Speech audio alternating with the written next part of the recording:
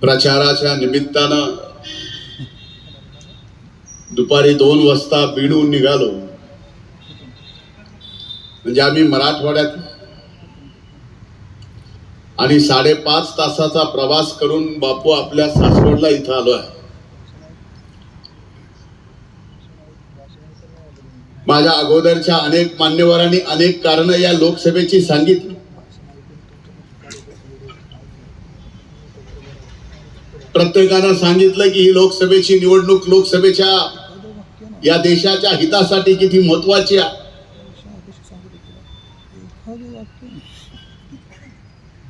ही निवडणूक इथं भाऊबंदकीची नाही, ही निवडणूक देशाचे प्रधानमंत्री मोदी होणार का आणखीन कोण होणार याची आहे.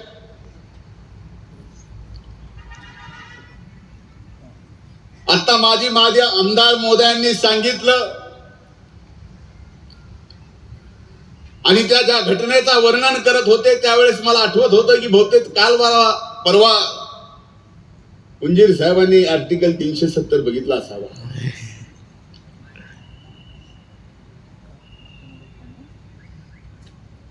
देशाच्या प्रतिष्ठेसाठी ही निवडणूक किती महत्वाची हे एकीकडे सांगितलं जातं. पण मी आज भाषणाच्या सुरुवातीला मराठवाड्याच्या दुष्काळी बीड जिल्ह्यातून जो पूर्वीचा उस्मानाबाद आणि आत्ताचा धाराशिव आहे तोही दुष्काळी आहे. तिथून पश्चिम महाराष्ट्रातल्या बारामतीमध्ये म्हणजे पश्चिम महाराष्ट्राच्या राजधानीमध्ये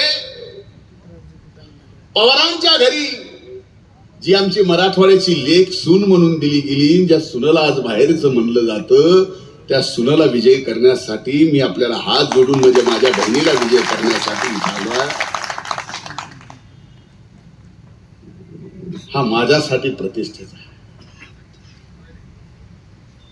ही निवडणूक माझ्या मराठवाड्याच्या मातीसाठी प्रतिष्ठेची आहे. ही निवडणूक मराठवाड्यातल्या प्रत्येक माय माऊलीसाठी प्रतिष्ठेची आहे, जी याच पश्चिम महाराष्ट्रात सून म्हणून आलेली आहे. ही निवडणूक माझ्या मराठवाड्यातल्या आणि या पश्चिम महाराष्ट्रातल्या प्रत्येक माय माऊलीसाठी प्रतिष्ठेची, अभिमानाची, स्वाभिमानाची आहे. की घरी सून आली तरी आपण तिला लेक मानतो, याची शिकवण आज कुठेतरी या निवडणुकी 2024 विसर पडायला लागला आणि एवढी संकुचित मनोवृत्ती व्हायला लागली या निवडणुकीत की या देशाचं भवितव्य ठरवायचं आहे. या लोकसभेच्या निवडणुकीतून एका परिवाराचं भवितव्य ठरवायचं आहे. हे मात्र आपल्याला या निवडणुकीत नक्की ठरवावं लागेल. एकीकडे मोदी आहेत ज्यांनी संबंध देशामध्ये राहणाऱ्या प्रत्येक जाती धर्मातल्या माणसाला स्वतःचं कुटुंब म्हणून 10 वर्षामध्ये जगाच्या पाठीवर एवढं प्रतिष्ठित देशाला केलं.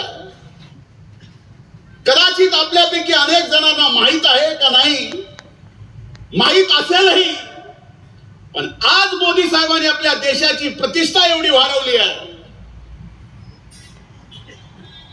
की जर इतर देशातला एखाद्या पंतप्रधानाच्या मंत्रिमंडळातल्या मंत्र्यांनी आपल्या देशाच्या विरोधात एक शब्द जरी बोलला तर त्या देशाच्या प्रधानमंत्र्याला त्याच्या मंत्रिमंडळातल्या मंत्र्याला काढून टाकावं लागतं. ही प्रतिष्ठा मोदी साहेबांनी या 10 वर्षात या देशाची जगात निर्माण केली. ही निवडणूक त्यासाठी महत्वाची आहे. ही निवडणूक यासाठी महत्वाची आहे. मी आता बापूंना सांगत होतो, मधल्या काळामध्ये जे काय चाललं होतं ते बापूंना सांगितलं.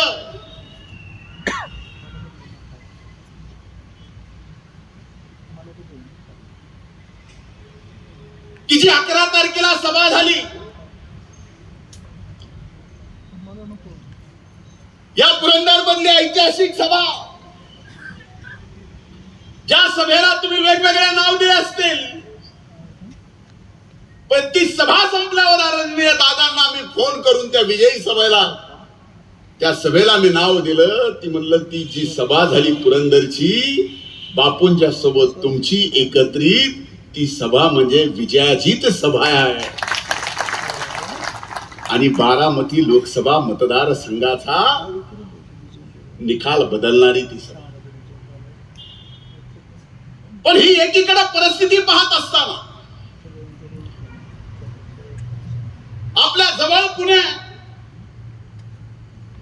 भविष्यात आदरणीय दादांच्या नेतृत्वाखाली, बापूंच्या नेतृत्वाखाली हा परिसर सुद्धा कदाचित पुण्यापेक्षा मोठा होईल आणि त्याला फार काय वेळ लागणार नाही. येणारे 5 वर्षांचे मोदींचे आणि मोदींच्या पाठीमाग आमच्या सुनेत्राताई उभ्या राहिल्या खासदार म्हणून या भागाच्या, तर 5 वर्षे सुद्धा खूप झाले.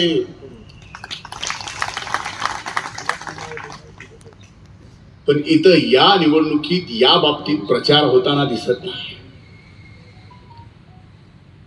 लोकसभेची निवडणूक घणासाम एकीकडे चालू असताना टीव्हीवर 7:30 वाजल्यापासून जशी लोकसभा चालू झाली तशी आपल्या इथं IPL चालू झाला.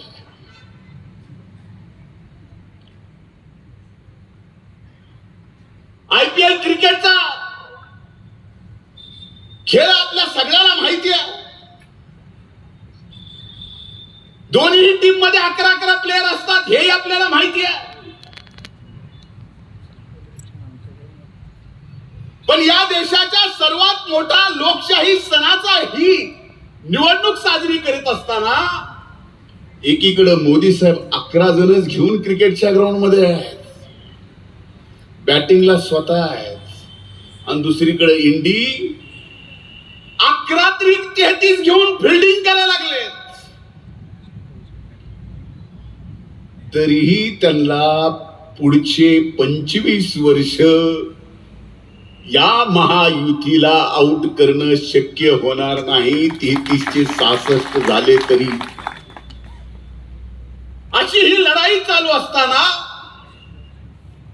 कमीत कमी इथं दादांवर, आमच्या मराठवाड्याच्या लेकीवर, या पश्चिम महाराष्ट्राच्या सुनावर, पवारांच्या सुनावर टीका करताना एक मनात विचार आणा की दादांचा शुभविवाह 1985 साली झाला आणि आमच्या सुनेत्राताई पवारांच्या सून म्हणून 85 ला आल्या. त्याच्या अगोदर 78 ला बारामतीला मुख्यमंत्री पदाची पवार साहेबांच्या रूपाने जबाबदारी मिळाली होती. पण आजही जुने जाणते माणसं इथं आहेत. माझ्यासारख्या एवढ्या सामान्य कार्यकर्त्यांनी हे बोलावं की नाही माहित नाही, पण जबाबदारीपूर्वक बोलतोय. बापू तुम्ही पण इतिहास तपासा. 85 ला ज्यावेळेस सुनेत्रा वहिनीचे सून म्हणून बारामतीला पाय लागले त्यानंतरच खऱ्या अर्थानं विकास सुद्धा सुरू झाला हे विसरता येणार नाही. आणि आज मात्र एकदा का विचारधारेच्या बाबतीमध्ये दादांनी भूमिका बदलली. मी आपल्याला जबाबदारीपूर्वक बोलतोय. मी आज या सासवड मध्ये बोलतोय, पौराणिक काळापासून पवित्र असलेल्या भूमीवर बोलतोय. आणि आज मी जे बोलतोय ते देशाच्या प्रत्येक कॅमेऱ्यासमोर माझ्या या आरोपावर खंडन करणाऱ्या प्रत्येक माणसाला व्यासपीठावर बोलायची तयारी ठेवतोय. म्हणून बोलतोय की या निवडणुकीत म्हणलं जातं की दादानी गद्दारी केली, दादा गद्दार आहे. मला लक्षात येत नाही. आता आमच्या सरकारने काही कुणाला बोललं की लगेच ह्यांची लायकी आहे का की साहेबांच्या विरोधात बोलावं. हो साहेब आजही आम्हाला दैवत आहेत, हो साहेब आजही आम्हाला आदरणीय आहेत, हो आजही आम्हाला साहेब जाणते राजे म्हणूनच आहेत. पण आज ही का वेळ आली आहे जाणत्या राजाला घर नसतं, पोर नसतं, बाळ नसतं, संबंध रयतात त्याची कुटुंब असतं. पण आज मात्र त्या जाणत्या राजाला रयतेमध्ये कुटुंब मध्ये आपल्याला निवड करावी लागती. ही वेळ येणं, ही वेळ काय आहे? पुलतचं सरकार स्थापन केलं, किती वेळ का आली? त्याला संस्कार म्हणायचे. आणि आता जे दादानी केलं ते दादानी एकट्याने नाही केलं, आमच्या सारख्या असंख्य जणांनी केलं. ते लोकशाहीचा निर्णय होता, आम्ही सगळ्यांनी केलं. ती मात्र गद्दारी. 2014 मध्ये जे केलं ते मात्र संस्कारात. दादानी जे केलं ती मात्र गद्दारी आहे. 2017 गणेश चतुर्थीच्या दिवशी तारखेसहित, उद्या व्हिडिओ फुटेज म्हणला त्याच्या सहित, कुठं कशी बैठक झाली त्याच्या सहित मी देऊ शकतो. मी दिल्लीला कोणाच्या घरी शिवसेनेला बाजूला कसं काढायचं याच्या सहित ते काय होतं, संस्कार. आम्ही काय केलं, गद्दार. 19 ला काय झालं, संस्कार. स्पष्टपणानं सांगितलं जातंय. मी मान्य, अरे कमाल करतो मी माननीय उद्धव ठाकरे साहेबांची. एवढा हतबल झालेला तुमचे माजी नेते माननीय उद्धवरावजी ठाकरे साहेब एवढे हतबल झालेले कधी बघितलं? स्पष्टपणे सांगतायत शिवसेनेला आम्ही भाजप पासून बाजूला केलं, ही आमची चाल होती. आणि उद्धव साहेब हसतायत. किती हतबलताय, कुठं चाललंय राजकारण? ते केलं ते संस्कार. आणि भारतीय जनता पार्टीने शिवसेनेच्या शिंदे साहेबांना घेऊन राज्याचं मुख्यमंत्री केलं, तर भारतीय जनता पार्टी गद्दार.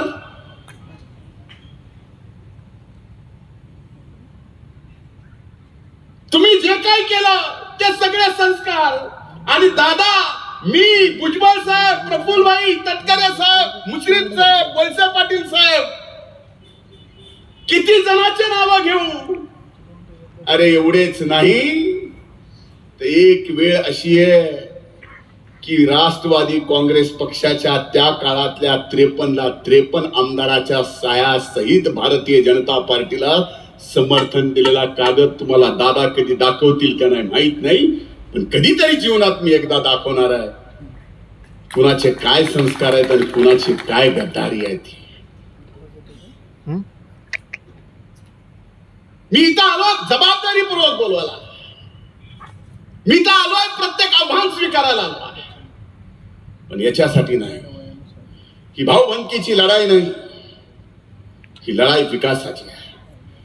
ही लढाई देशाच्या नेतृत्व ठरवण्याची आहे. ही लढाई सकाळी 5 वाजल्यापासून रात्री 12 वाजेपर्यंत आपल्या या परिसरामध्ये एक एक छोटं काम चालू आहे. त्या कामाची पाहणी पासून एक एक MP इथं सिंचनासाठी येण्यापासून ते बापू सारखे समर्थ माणसं, व्यासपीठावर असलेले समर्थ माणसं सोबत घेऊन आपल्या भागाचा विकास कसा करावा या दूरदृष्टी ठेवणाऱ्या अजित दादांना आपण हात जोडून समर्थन, वहिनींच्या घड्याळीला मत देऊन करावं एवढी हात जोडून विनंती करायला. मला सांगा, देश तर सगळा म्हणतोय आपकी बार 400 पार. देशातला 140 कोटी पैकी 100 कोटी जनतेला जर आज विचारलं की देशाचा प्रधानमंत्री कोण होणार आहे, ते 4 जूनच्या अगोदर आजच सांगेल मोदी साहेब. जर हे निश्चित आहे तर मग इथला खासदार सुद्धा आपल्या विकासासाठी आपण मोदी साहेबांच्या पाठीमागे उभा नाही करायचा. ही आपली प्रतिष्ठा नाही आहे. अरे ज्यांना प्रतिष्ठा द्यायची होती त्यांना प्रतिष्ठा दिली. चांगलं झालं वाईट झालं आम्हाला कुणाच्या बाबतीत टीका करायची नाही. पण मी ज्या अजितदादांना ओळखतो, मला माहितीये की अजितदादा कधी आदरणीय पवार साहेबाचा थुक्का सुद्धा ओंडाळून कधी राजकारण केलेलं नाही. जे काही केलं असेल त्यांच्या सांगण्यावरूनच केलं असेल, त्यांच्या सांगण्याशिवाय ते करू शकत नाहीत हे मला माहिती आहे. पण दादांना सांगायचं एक, करायचं दुसरं, झालं तिसरं की दादा खलनायक. ह्याच्यासारखं सोपं राजकारण तुम्हाला आता दिसतंय. म्हणून माझी आपल्याला हात जोडून कळकळीची विनंती आहे. आज या महायुतीमध्ये मोदी साहेब देशाची तिसऱ्यांदा प्रधानमंत्री पदाची जबाबदारी घेत असताना आपल्या सर्वांचं एक मूलभूत कर्तव्य आहे की देश विकासाकडे जातोय. 10 वर्षात देश आज 3ऱ्या नंबरवर गेलाय. या 5 वर्षात मोदी साहेब पुन्हा प्रधानमंत्री तिसऱ्यांदा झाल्यावर हा देश विश्वगुरु झाल्याशिवाय राहणार नाही. पण हा देश विश्वगुरु होत असताना आपला हा बारामती लोकसभा मतदारसंघ त्या देशाच्या प्रगतीसोबत कुठं आहे याच्यासाठी ही निवडणूक फार महत्वाची आहे. आणि ज्या वेळेस बारामती लोकसभा मतदारसंघाच्या विकासाचा बरोबरी देशाच्या विकासाबरोबर होईल त्यावेळेस विचार करा. अगोदरच तुम्ही लई श्रीमंत माणसं आहेत, आम्ही तर तिकडून तुमची पाण्यावर किती टीएमसी ह्याच्यावर चर्चा आहे, आम्हाला गिलसानं पाणी प्यायचं ह्याच्यासाठी विचार करावा लागतो. तुमचं तळे भरायचं चाललोय, आमच्या घरात माठ भरायची आम्हाला. ही प्रगती आहे. हा फरक आहे तुमच्यात आणि आमच्यात. भागामध्ये तुम्ही आजपर्यंत विकासासाठी बाकी सर्व गोष्टी बाजूला ठेवून एक येऊन भागाचा विकास केला. भागाचा विकास झाल्यामुळे त्या भागात त्या मातीत राहणाऱ्या प्रत्येक माणसाचा विकास झाला.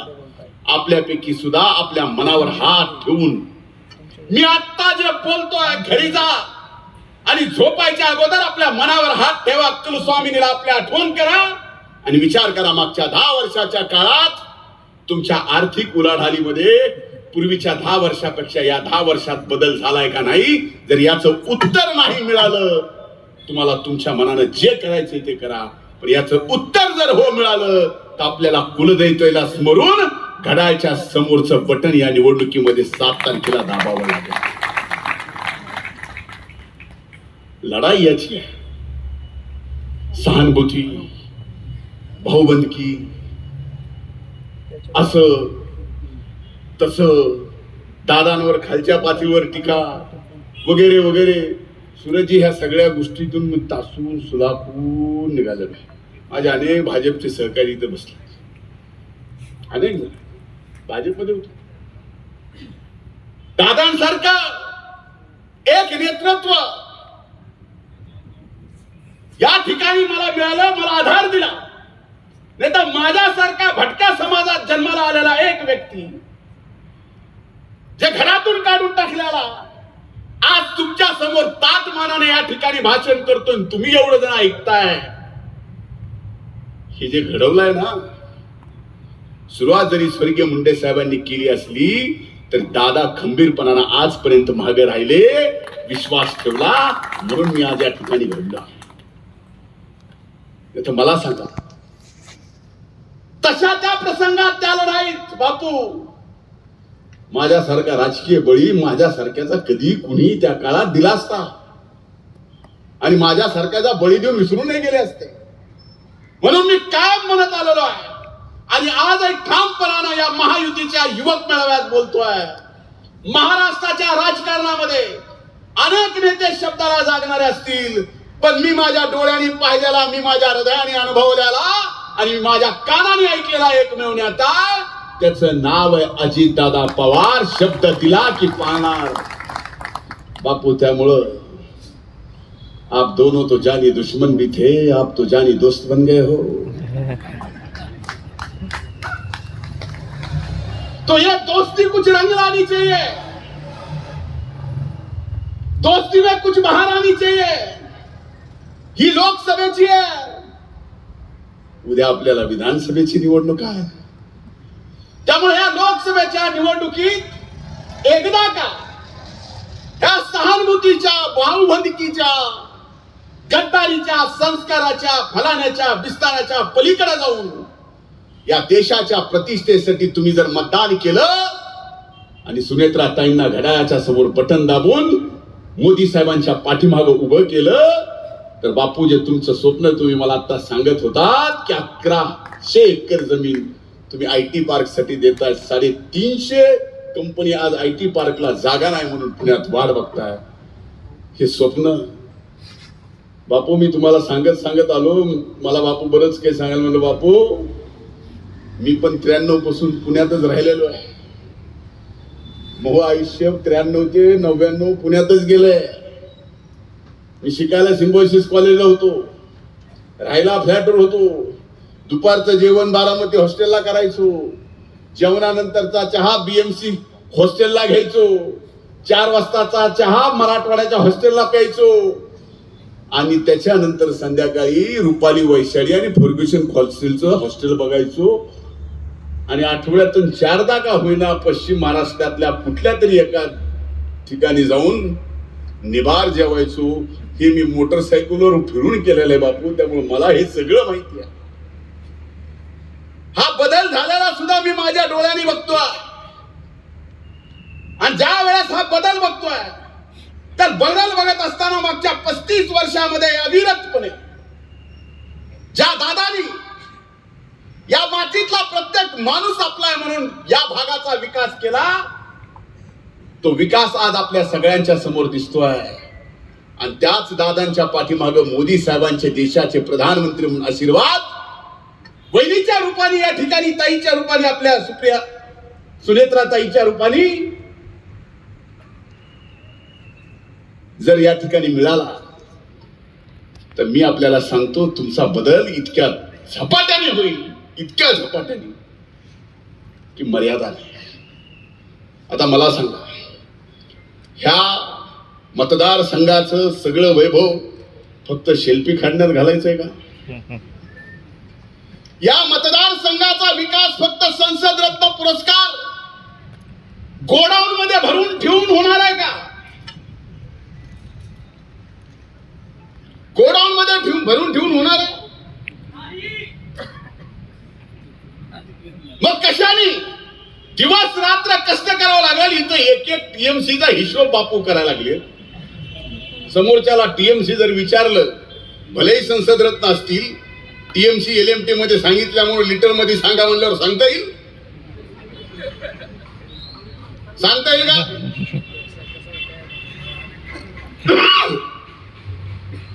म्हणून मला आपल्याला सांगायचं आहे, राजकारण आहे, लोकशाही आहे, निवडणुका चालू आहेत, एकमेकांवर आरोप चालू आहेत, प्रचार चालू आहे. कुणी काय प्रचार करतं, कुणी काय प्रचार करत आहे, याच्यापेक्षा महत्वाचं आज या पुरंदरच्या ऐतिहासिक सभेमध्ये जे जानी दुश्मन जानी दोस्त झालेत आणि ज्या सभेला मी ऐतिहासिक विजय जीत सभा म्हणतो, त्या विजयजीत सभेचं या ठिकाणी रूपांतर येणाऱ्या 4 जूनला सुनेत्रा ताईंचा विजयाने आपण या ठिकाणी करून द्यावं, ही कळकळीची विनंती करतो. इथं महायुतीच्या सर्व पक्षाचे एकत्रित घटक माझे युवक तरुण आहेत. प्रत्येकावर जबाबदारी आहे. या मतदारसंघात या पूर्वीच्या लढ्यात भारतीय जनता पार्टीने कमळ चिन्हावर निवडणूक लढवली. त्याच्या अगोदर एका वेगळ्या चिन्हावर लढवली. ही लढवत असताना कमळ चिन्हावर कमी मतं पडली, भरपूर पडली. या वेळेस कमळ, घड्याळ आणि धनुष्यबाण एकत्र आहे. महायुती म्हणून निवडणूक लढवतोय. सुनेत्राताई, अजितदादा पवार आपल्या उमेदवार आहेत. सगळ्यात मोठं आव्हान भारतीय जनता पार्टीच्या माझ्या जुन्या सगळ्या सहकार्यांवर, इथं तरुणांवर, की या मतदारसंघातला बहुसंख्य मतदार जो त्याला फक्त कमळावर मतदान करायचं माहितीये, त्या मतदाराला तुम्हाला जाऊन सांगावं लागेल की या वेळेस मशीनवर कमळ नाही, तिथं घड्याळ आहे. कमळ म्हणून आपल्याला ते घड्याळ दाबायचंय आणि सुनेत्राताईंना या ठिकाणी प्रचंड मतानं विजय करायचा. आणि हे आव्हान तुम्हाला घ्यावं लागेल. आज आपण या ठिकाणी पाहता, ही परिस्थिती बघता, या सगळ्या परिस्थितीतून हे आव्हान जर तुम्ही स्वीकारलं नाही तर आजपर्यंत झालेला जो विकास आहे, आजपर्यंत दादानी ज्या भागाला आज देशाच्या एका उंचीवर नेऊन ठेवलाय विकासाच्या, त्याला कुठंतरी नजर लागेल हे मात्र निश्चित सांगतो. आणि हात जोडून कळकळीची विनंती करतो की आमच्या मराठवाड्याची लेक, आमची बहीण तुमच्या घरात सून म्हणून आली आहे. अरे ज्यांनी घरच्यांनी सुनेला बाहेरचं समजलं, पण तुम्ही तर समजदार आहेत. हात जोडून तुमच्यावर तर विनंती करतो, तुम्ही तरी स्वीकारा. तुम्ही समजदार आहेत, तुम्ही तर स्वीकारा.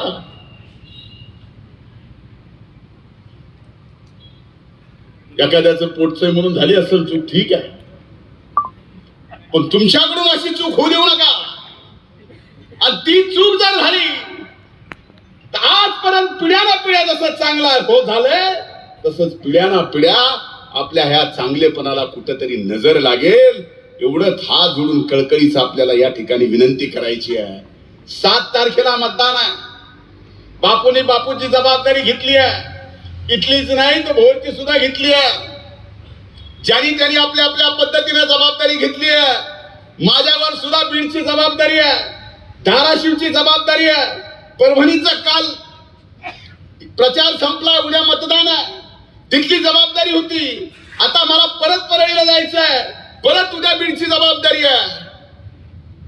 पण ही एवढी मोठी जबाबदारी असताना सुद्धा आज तिथं बीडमध्ये बसून करमत नव्हतं, म्हणून 5.5 तासाचा प्रवास करून तुम्हाला इथं मताची भीक मागायला याच्यासाठी आलोय की मराठवाड्याच्या लेकीची लाज राखा.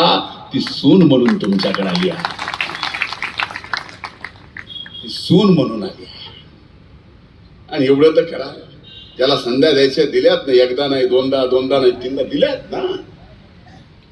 एकदा आमच्या सुनेत्राताईला देऊन बघा. अरे 1 नाही 2 नाही 12,000 म्हणजे 14,000 महिलांना रोजगार 2012 पासून बारामतीच्या एका प्रकल्पातून, ज्याच्या अध्यक्षा आज सुनेत्राताई आहेत. 14,000 महिलांना रोजगार. आणि सुनेत्राताईंच्या ज्या विरोधातल्या उमेदवार आहेत त्यांनी सांगावं त्यांनी किती जणांना रोजगार दिला. त्यांनी सांगावं एखादा असा प्रकल्प की त्यांच्या खासदारकीच्या काळामध्ये त्यांनी स्वतःच्या कल्पनेतून आपल्या मातीतल्या माणसाच्या विकासासाठी आलेली ती कल्पना विकासाची, ती तुम्ही तुमच्या वडिलांची सगळ्यांची प्रतिष्ठा जी काही इथं देशात होती ती वापरून तुम्ही काहीतरी 1000 लोकांना रोजगार मिळण्यासाठी तरी प्रकल्प आणावा. 1000 लोकांना तरी आणला नाही. हे सगळं मान्य आहे, पण तरी तुम्ही आता ज्या पद्धतीनं माझ्याकडे बघताय आणि मी ज्या पद्धतीनं तुमच्याकडे बघतोय, कमीत कमी जाता जाता एवढा विश्वास तरी द्या माझ्यासारख्या मराठवाड्यातल्या सामान्य दुष्काळी भागातून आलेल्या एका कार्यकर्त्याला, भलेही तो आज पदानं कृषी मंत्री असेल. जा धनंजय, मराठवाड्याच्या लेकीची इज्जत आम्ही सांभाळतो, एवढीच अपेक्षा मला तुमच्याकडून. एवढं तरी सांगाल. आणि मला विश्वास आहे इथून जाल त्यावेळेस जबाबदारी घेऊन जा, कारण तुम्ही जबाबदारी घेण्यासाठी इथं आला. तुम्ही जबाबदारी घेऊन काम करता. प्रत्येकाच्या खांद्यावर काही 1000 मताची जबाबदारी आहे, ती प्रत्येकाने आपली आपली पार पडली पाहिजे. आणि सर्वाधिक मतदान आपण जर करून घेतलं तर बापूंचं जे स्वप्न आहे की सर्वाधिक मतानं महाराष्ट्रात जे खासदार निवडून येतील त्यात सर्वाधिक मतांनी आमच्या सुनेत्राताई अजितदादा पवार निवडून येतील. हे जे तुमचं स्वप्न आहे, माझं स्वप्न आहे, ते स्वप्न पूर्ण करा. आणि 7 तारखेला सुनेत्राताई अजितदादा पवार यांची खून आहे घड्याळ समोरचं बटन दाबून आपण त्यांना ऐतिहासिक विजय प्राप्त करून द्यावा आणि आमची इज्जत वाचवावी एवढीच हात जोडून कळकळीची विनंती करतो. थांबतो. धन्यवाद. एबीपी माझा, उघडा डोळे बघा नीट.